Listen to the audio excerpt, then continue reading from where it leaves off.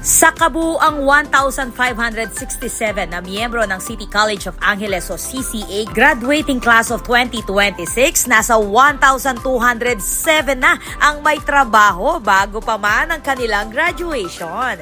Ayon sa Angeles LGU, bunga ito sa mga programang nag-uugnay sa mga estudyante sa iba't ibang industriya sa pamamagitan ng industry partnerships, work immersion, internships at employment opportunities. Kabilang sa mga larangang pinasukan ng mga graduates ang information technology, marketing and communications, education, hospitality and tourism, accounting and finance, retail, government service at arts and entertainment. Ayon kay Angeles City Mayor Carmelo John Lazatin II, layunin ng lungsod na matiyak na ang mga kabataang Angelenyo ay hindi lamang nakapagtatapos sa kanilang pag-aaral, kundi handa ring makapasok sa workforce at magkaroon ng disenteng hanap buhay.